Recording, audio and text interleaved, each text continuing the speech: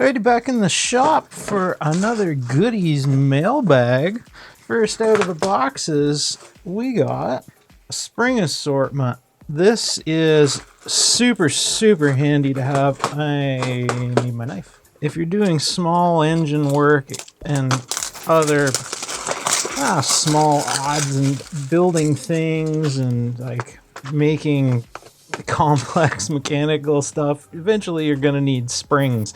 But these are really light duty ones. You probably saw, if you watched my pressure washer build video, I would have given anything just to have a decent small spring like this. And I ended up having to order one from Amazon at a silly price for a spring. But anyway, that won't happen again.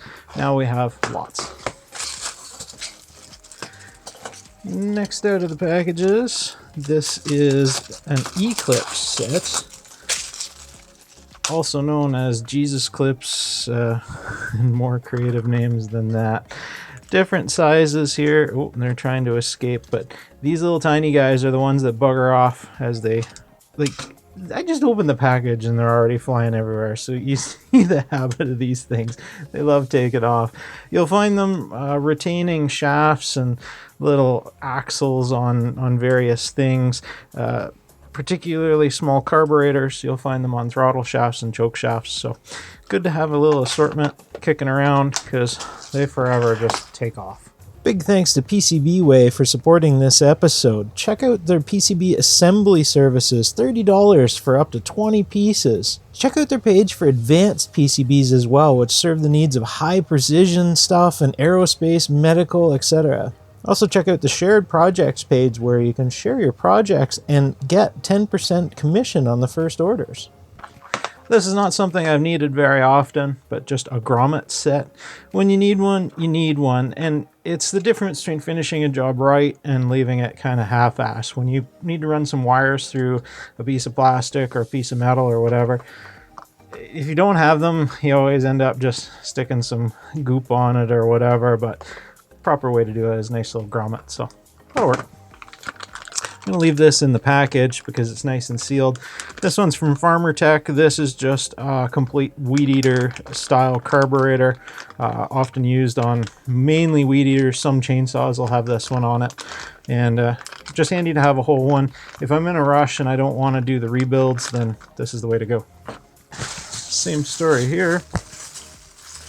This is the style carburetor you'll find on various small engines such as pocket bikes. This fits a range around 50 cc. You'll find this on mopeds and stuff too.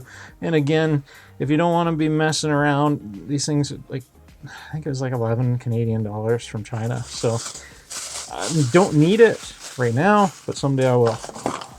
Same story here. This was for the weed eater repair.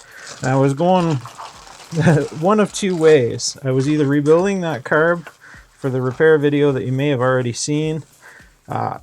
It needed, it was the primer bulb that had failed on this style of, you push these in, where's the throttle? Let's see if we can disengage that. You push that in for choke, which just puts it on a high idle, and the throttle releases it. Again, mostly weed eaters will have this style of carburetor, but it came with a whole kit. With clunk, fuel filter, base gasket. Oh yeah, I didn't get a base gasket in the carb kit when I rebuilt that. Air filter, spark plug, whole thing. But we rebuilt it with a proper little rebuild kit, so it ended up not needing to go this way. More shop supplies, ring terminals. Can't have too many of these. Self-explanatory for attaching wires to just about everything. Quite cheap. Same story. That's another pocket bike style carburetor. You already saw one. It's the exact same thing. I have no idea why I got two of them. Fuel filters.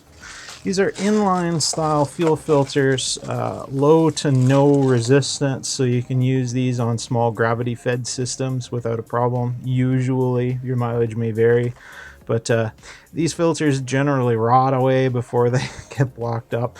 So when the plastic's all rotten and split, it's got spares.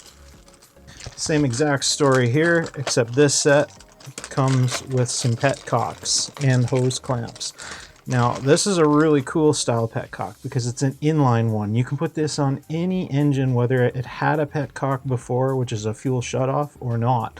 So super, super handy. You just tee this in line, and now you've got a fuel shutoff. So it's pretty cool. Primer bulb, this is for my Hyundai generator. It's starting to get old and crack. It's a very weird style of primer bulb. You probably won't run into this very often. I've only seen it on the 2 kilowatt suitcase generators, but just a single port on it, and that's it. One last one, then we're going to wind it down.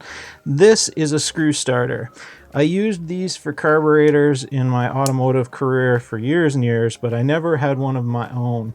You'll see that is just a slot screwdriver bit, and when you push down on it, it cants in the middle, it dog legs.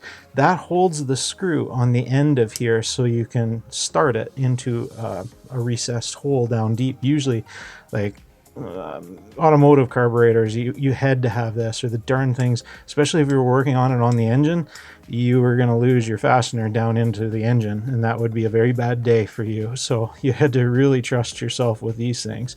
But yeah, and that's the Phillips head, that, believe it or not, it doesn't look like it, but that's that will work in a Phillips screw. So you just cant it, you push the screw on the end, that dog legs it, and then holds it tight on the end, and then you can just thread it in.